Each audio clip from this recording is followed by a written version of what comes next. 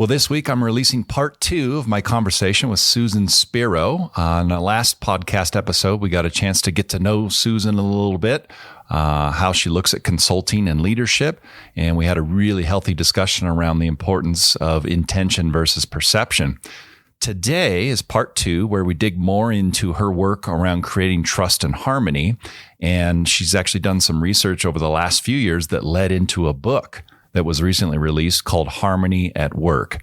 So tune in for today's episode as we dig into more conversation around that. Enjoy. It's the Leading on Purpose podcast, helping leaders, teams, and organizations lead more intentionally, effectively, and with purpose.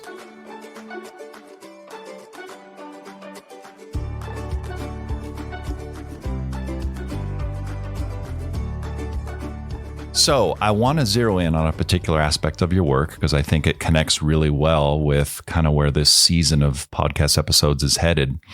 And I'm talking a lot about the Hay Group theory. Mm-hmm. And within that theory, there's basically 6 leadership styles that are talked about. And best analogy I've ever heard is they're kind of like golf clubs in a bag.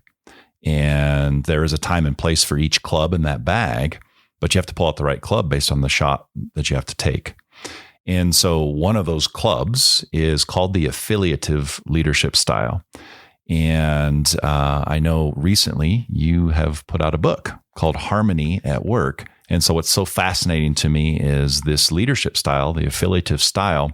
What's interesting about it, the last several decades, it has only increased in importance. And so if you went back 25, 30 years really to the beginning of the research that underpins the Hay Group theory, you would actually find that the Affiliative was a style that negatively contributed to climate and how people feel working in their job. It wasn't a style that people really aspired to or looked for from their boss. I would say as we've moved forward into time, it's become Annie in the game as a leader to be able to build trust and harmony through this Affiliative style. Now, it's not the only club in the bag, and not every shot is an Affiliative shot, but it's such an important style of leadership that I think can be misunderstood, kind of glossed over. And I think it just connects so well with the work that you did behind your book and, where you've kind of centered some focus recently around this idea of harmony at work.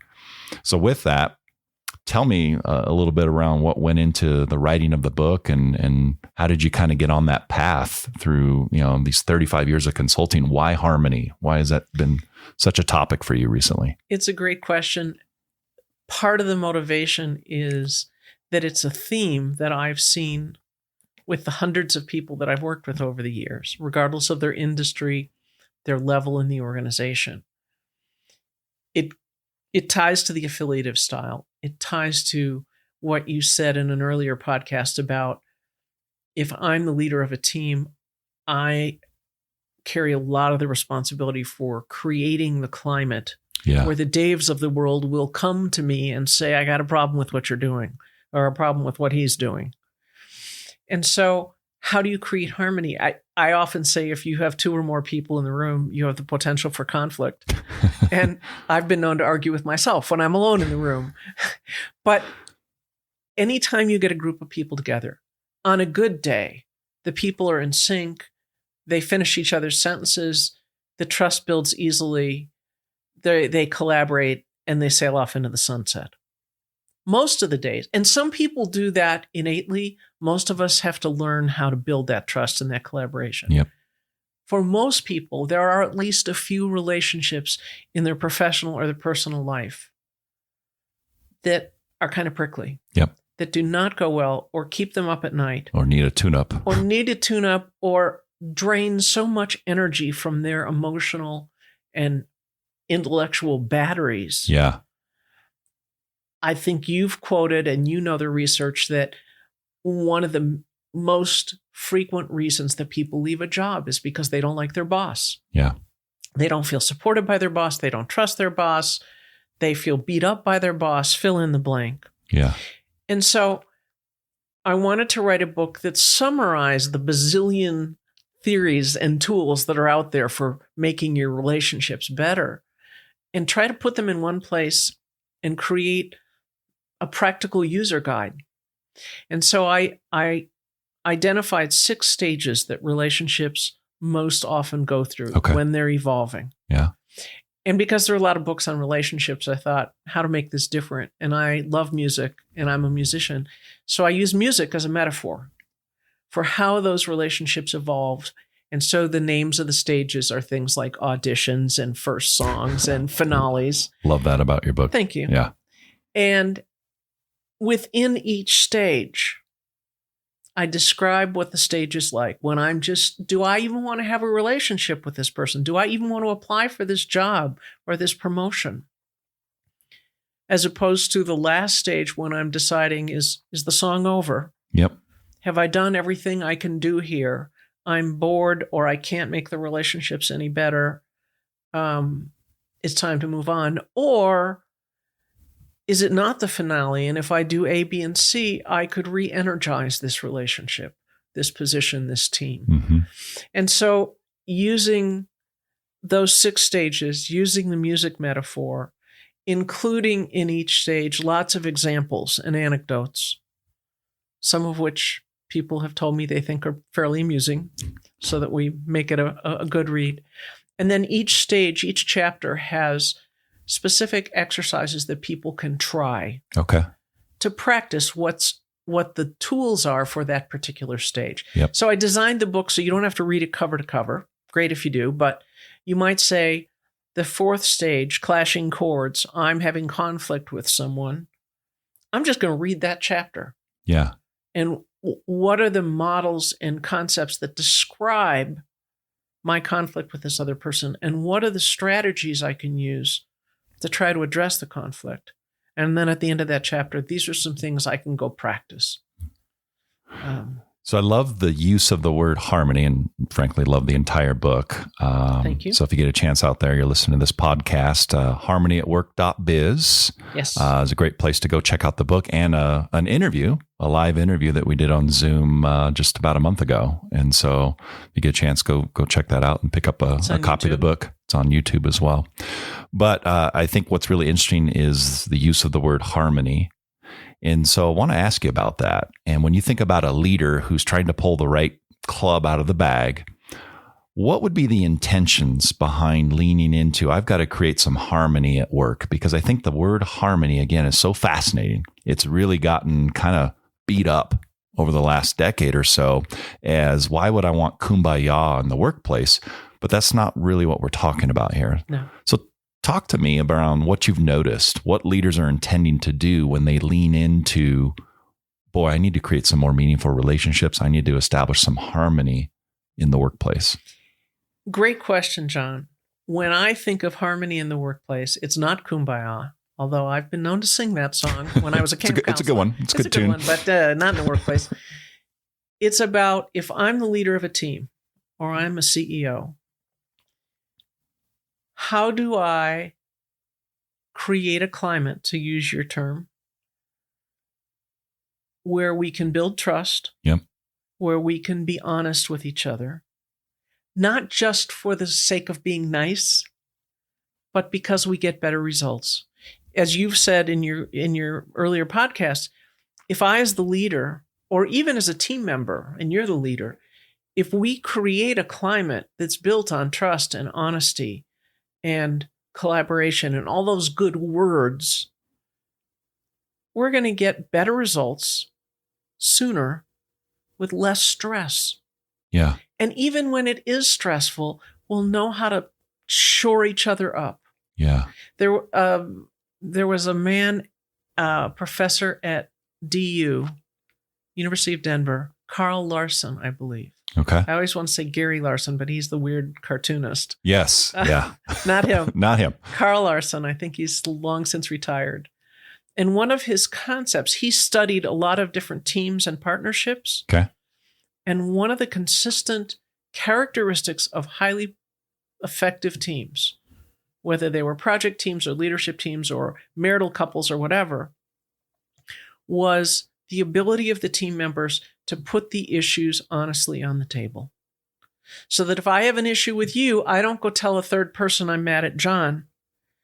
I'm willing to look you eyeball to eyeball and say, John, I have a problem with what you did yesterday in the meeting.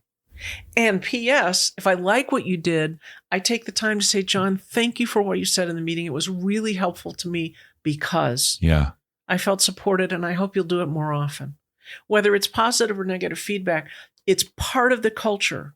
It's woven into the fabric of the team that we put the issues on the table, and we have the confidence and the skill and the trust level to deal with them directly, even if we don't always get the solution we want. I love this. And it kind of strikes me, a lot of things about leadership are counterintuitive. Yes. And so I think one of the things that can cause a leader to stiff arm the affiliative style or stiff arm the idea of building harmony is maybe the misguided belief that, boy, what I'm doing here as a leader is maybe establishing a superficial layer with my team. And I think what you're describing here through the research, it's actually the opposite. Yes. You're cutting through the BS, and you're creating an environment where we can have real conversations and go to different depths with how we accomplish things, how we talk about things, all those things that are so important to team dynamics. And I think some leaders are afraid of the affiliative style. They're afraid of words like harmony and trust. I agree. Collaboration.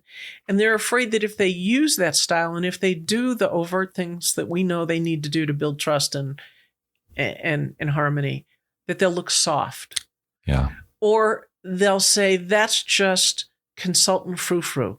We just have results, and we just have to the ROI, and we just have to get the bottom line results. And they don't understand that if the climate is hostile and there's friction, it's going to be difficult, if not impossible, for them to get the results and meet the goals that they've set. Yeah.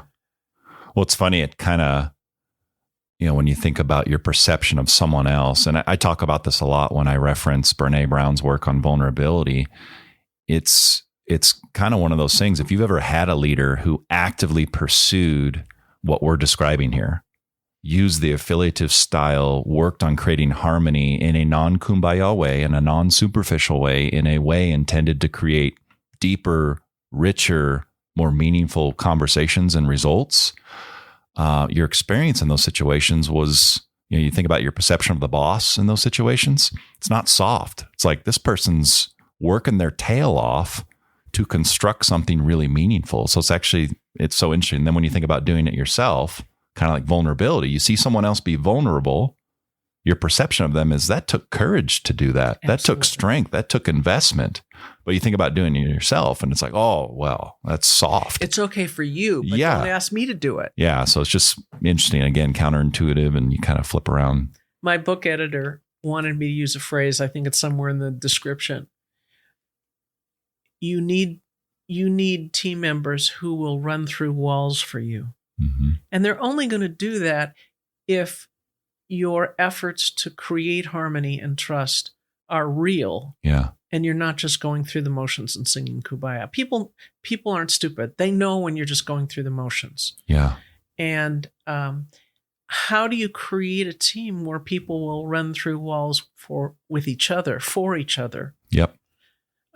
Without hurting themselves, so that they're not workers' comp injuries. Yeah. But they need to feel that they've got each other's back. Yeah. And that if there's a problem, my teammates are going to be there for me, whether they're my peers or my boss or whomever. Yep. So we've talked a bit about the discrepancy sometimes between intention and how we're landing, or intention and impact as you describe it. Where can that get someone sideways as a leader when they're, in your research for your book, as you talk about harmony, if I'm intending to create harmony, but that's not what's being perceived, what's been your experience in those situations?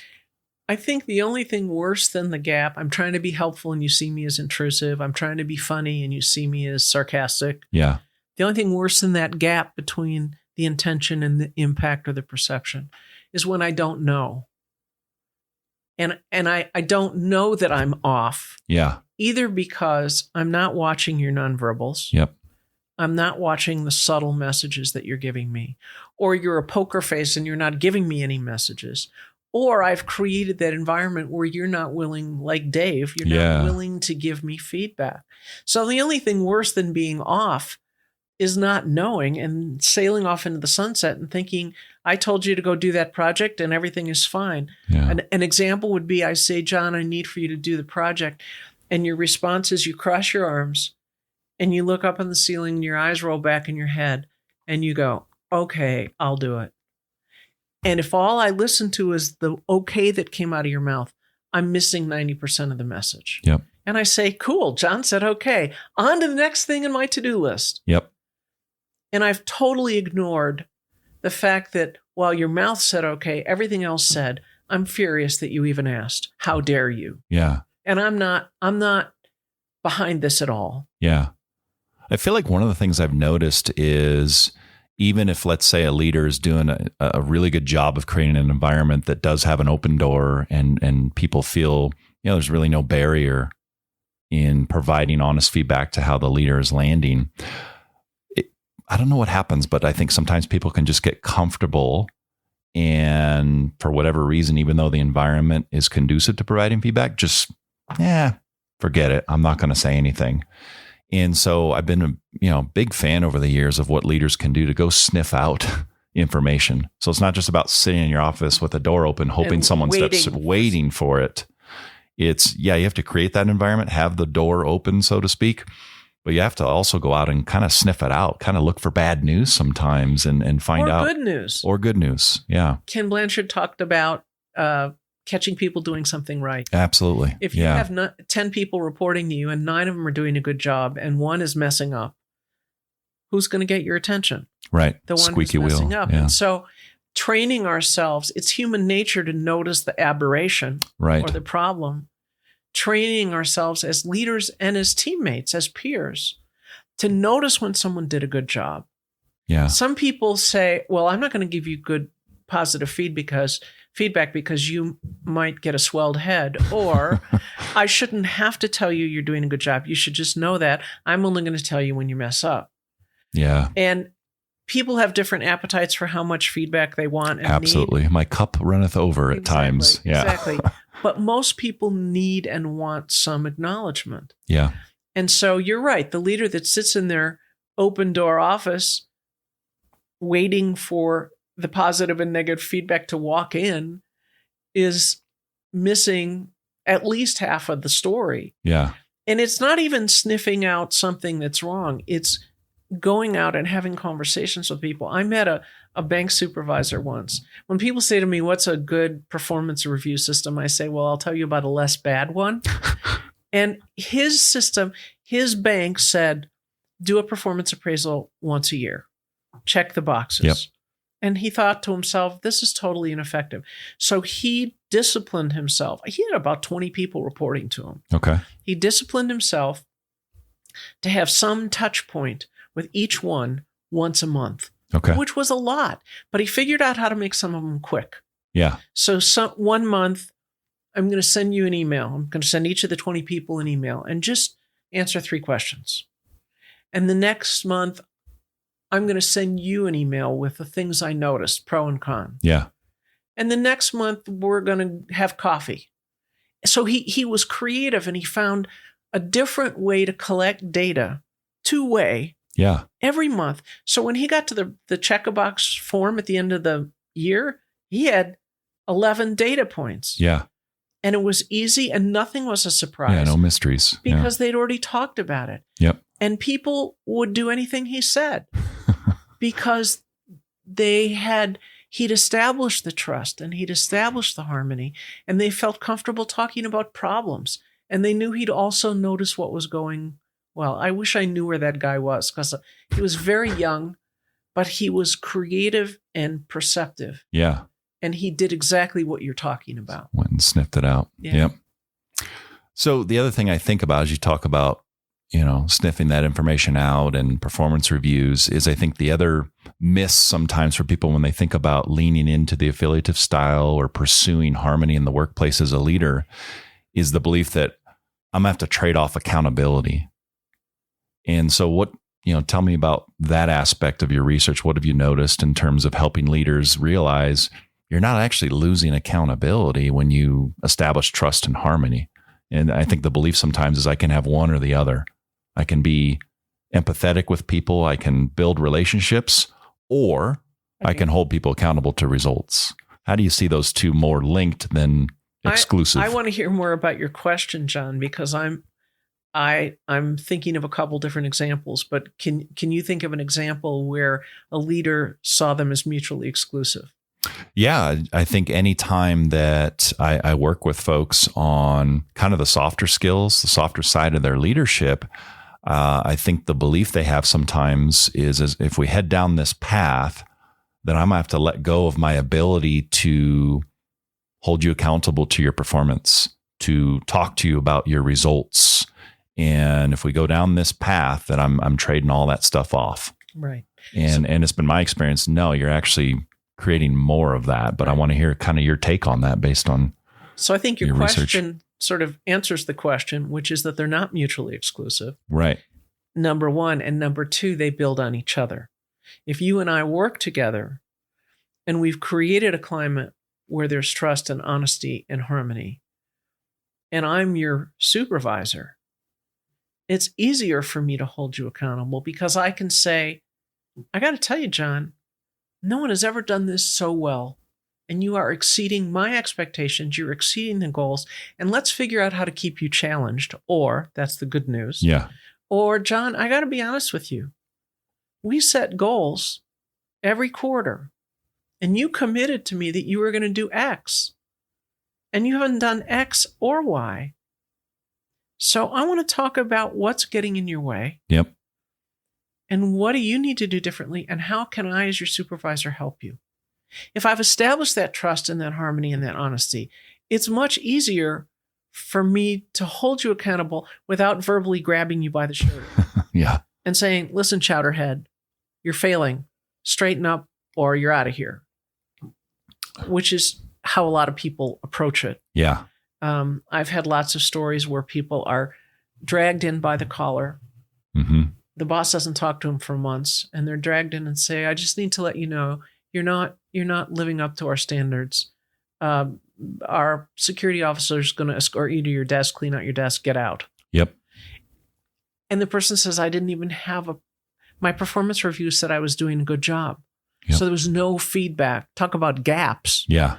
And so I think it's important for leaders to understand what you said a few minutes ago, that they're not mutually exclusive, but in fact, trust and harmony and honesty support the leader's ability to hold their team accountable. Yep. And for the team to hold the boss accountable. Yeah. Yeah. And that's really, my version of how I see the affiliative style overall. So again, going back to the golf clubs in a bag analogy, this is a club that's always available to you and should be always kind of running in the background as a style of leadership. And I always think about it's that style of leadership that believes I lead human beings first. Nice. And employees second, something a mentor told me one time. And it's that moment someone comes in and they've had a tragedy in their life, and your ability as a leader to realize I've got to set aside all the to-dos, everything else I would plan to talk about, and just we need to be human right now. And it's a good complement, I think, the affiliative style, the pursuit of harmony to some of the other things you're trying to accomplish as a leader. Right. When there's high level of harmony and trust, being more visionary becomes easier. Describing and articulating a compelling version of what you want the future to look like becomes easier if you have credibility and trust in the room with your team. Coaching someone, pulling someone aside and providing maybe some tough redirecting feedback becomes a heck of a lot easier if we already have trust and harmony. If there's an underpinning relationship there that we can, what are the trust bank account idea? Yes. To make a fair amount of deposits before I can make a hefty withdrawal. Your comment about we're working with humans first and employees second. I was coaching a manager once, and he was talking about firing this employee. Mm-hmm. And I said, what's your sense about what that's going to do to this person who has no idea that you're going to fire him? And his response was, well, that's not my problem. And I said, interesting take. I know. And I said, okay, what is it going to do to your team when you fire him? You don't have anybody in the queue to replace him and pick up his workload. And his response was, Susan, we're all replaceable. And John, I'm not often at a loss for words, but I was stunned by those two responses. I didn't know what to say. Clearly, he was not looking at a human being. He was looking at an employee position. We're all replaceable. Well, okay, sure. I think that's a healthy, maybe personal perspective to have, which is I am at the end of the day replaceable in my role. I'm not indispensable. I'm valuable to this organization. But yeah, I don't think you should see other people as, oh, we'll just go out and get another Susan. I didn't hear the word valuable in his conversation. Yeah, it doesn't sound like it. No. And so that notion, and it's so easy for us to get caught up in the employee goal, accountability, return on investment stuff. Yeah. And forget that we're dealing with people who might be having a bad hair day. Yeah. And while if you're having a bad hair day, it's not my responsibility to fix it. I'm not your therapist. I'm not your parent. I'm not your You're spouse. a hairdresser. Oh, that's true. But I do need to take that into account. Yeah. If I want to continue to build trust and harmony and support with you. Yep. So that if I'm having a bad day, you might actually be supportive of me and cut me some slack. Right. Still hold you accountable, but okay, how can we still meet the goals and how can I accommodate what you're going through? Agreed. And that balance that you were talking about. Yeah. So if you could boil the ocean of all the concepts and ideas in your research and that ended up in your book, Harmony at Work, and to the leaders that are listening to this podcast, what would be the one core piece of advice if they could do nothing else with everything that you've thought about and professed in your book? What would be the one thing? Hard to boil it down to one thing, but I really think that if people listened better, which implies that they're open to other points of view and open to feedback, and open to noticing what's going on underneath the surface of the water, that would stand people in good stead. That would predispose them to do the things you talked about in your prior podcasts. Yeah. And what I talk about in the book is if it's sort of like the theories about emotional intelligence. Yeah. Feelings and relationships are at the core, unless you work in a fire tower in Montana or a lighthouse in Maine. Right. And even still, you have to be in communication with other people. But most of the time, you're alone in that tower. With those exceptions, we're social beings. Right. All the research about babies that don't have enough social contact and nurturing fail to thrive. We're fundamentally social beings, even if we're raging introverts and we like our alone time. Unless we work in that fire tower, we need to have the skills and the courage to build and sustain healthy, harmonious relationships. It doesn't, and you and I have seen this all the time, it doesn't matter how smart I am in my field. I could be the most brilliant engineer, singer, graphic designer, fill in the blank. It doesn't matter how good I am in the technical part of my job. Right. If I can't build healthy relationships with the people who are interdependent with me, I have less chance, if not zero chance, of succeeding. Yeah. Well, and it's a tough thing that I think has been inadvertently kind of programmed into people's beliefs around how you grow and develop in a career. It starts and sometimes ends, unfortunately, for some people in their career advancement with technical skills.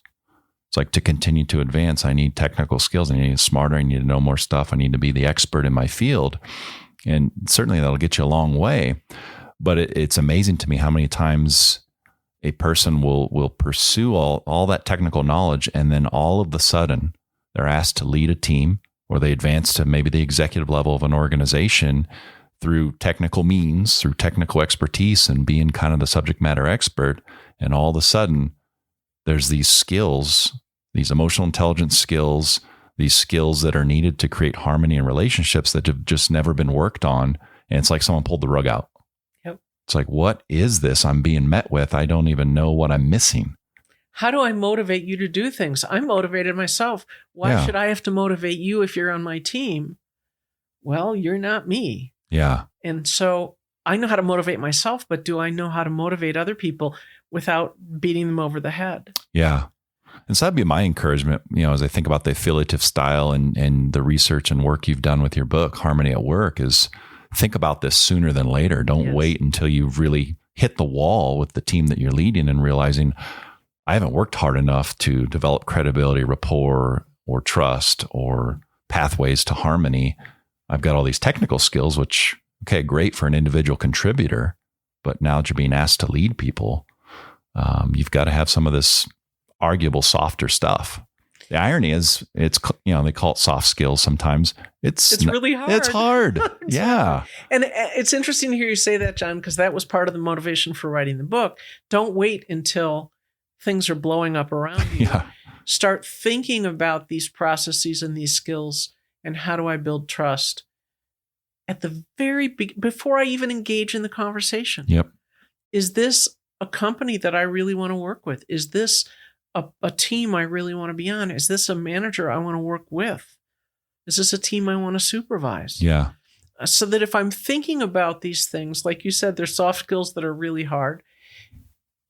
If I think about it from the beginning of the relationship, I have a better chance of starting the relationship off on the right foot and building a foundation before we hit our first roadblock. Yeah. Yeah. I just have a belief that when you're stepping into that new leadership relationship, that too often, I talk about this a lot with groups that I facilitate too, when I talk about trust. And I'll use Patrick Lencioni as an example. He talks about predictability-based trust versus vulnerability-based trust. Mm-hmm. And I think one of the myths sometimes that leaders have is, well, trust just takes time. And that we're going to enter into this relationship without a lot of intention, but over time, magically somehow, through time only, we will have trust. And so what Lencioni, I think, very accurately describes is what you end up with if you're not careful, if there was no intention behind it, and you're just relying on time and number of interactions, you end up with predictability-based trust, which is basically, if I'm leading you and we've gone to this particular meeting or worked on this type of project 4 or 5 times in a row, you trust what I'm going to do because you can predict what I'm going to do next. Well, what if I do something different? What if I show up differently? What if I have a different take on it? Now we're back to the start. And if I trust that predictably you'll be late on your deadlines or you'll nitpick details or whatever, that doesn't mean I trust you as a person. Right. And that I trust you enough to be vulnerable with you and say, I'm uncomfortable with what you just said or did, or I'm thrilled with what you just said or did. Yep. And it strikes me that the things we're talking about today don't just apply to leaders. No, they absolutely don't apply to every single person on the team. Yep. And sometimes people say, well, how do I manage my boss? My boss is a jerk, or my boss doesn't have a clue. Never heard that one before. Yeah, I'm sure. What are the things that you can model that if you're lucky, your boss will start to learn how to do? Some bosses are more trainable than others. Right. But how can I, as a mere team member, influence the culture in the team and influence the behavior of the boss? Yes. And it's harder than if I have some positional power. Right. But it's doable, and it's part of my responsibility if I want to be a good member of the team. Right. No, I love that ownership piece, that even if you're the one living in the climate, there's still a role for you to play. And good news for the leaders that are listening, it's not all on you. Right. I mean, a lion's share is, but your team has a responsibility in this as well to lean in. And because some leaders can do everything right, and there's still going to be 1 or 2 people on the team that just don't want to engage. They don't want to be vulnerable. They don't want to be honest. And I'd like to believe that it's not that they're nasty people. They just don't know how. Mm-hmm. Or there's some scar tissue in them, their prior relationships, that it's just too scary for them to be honest. They've had their hands slapped when they were honest. Yeah. They've been beat up when they trusted. Yep. So on a good day, I still have faith in humans that we want to do what's right. Yeah. And sometimes we just don't have the courage or the strength or the skills. Yeah, it's hardly ever a question of intention. Right. It's, again, that gap between how we feel inside and what we're actually doing about it, and how what we're doing is landing. Exactly. Yeah. Well, I really appreciate you coming to be on the podcast and be my first guest and Thank you. talk about this really powerful topic around the affiliative leadership style and creating harmony at work as a leader. So again, if you get a chance, you're listening to the podcast, check out harmonyatwork.biz, and you can get your hands on her book. Check out a prior interview where we go to even greater depths around the content of the book. You get a really good snapshot of what's in there and what you can expect. But so appreciate having you on, and we'd love to have you on again and talk about some of the other topics that I know you're focused on. One of those being strategic planning. So maybe we can meet up again in the future and have that discussion. Sounds good. Thank you, John. Awesome. Thanks so much. Take care. So certainly a lot of great ideas there in my conversation with Susan as we think about our use of the affiliative leadership style and our pursuit really as leaders to prioritize and create trust and harmony on our teams. So as we think about our leadership styles, these various things we have the ability to draw upon based on the situation we're in, the affiliative leadership style I typically call a really good backup style. And it's a style that for us as leaders should always be available, always running in the background, and really underpinning all of our interactions with our teams.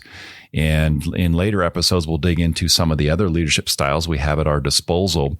But hopefully this was a helpful foray into what affiliative is all about. And again, how to go about building trust and harmony with your teams. Don't forget to like and subscribe. Really helps me out. Thank you so much for tuning into this 2-part episode with Susan Spero. My thanks to her. Again, if you get an opportunity, check out her book and a prior conversation we had regarding her book at harmonyatwork.biz. Check us out at leadingonpurposeonline.com and reach out. Love to hear from you. Take care.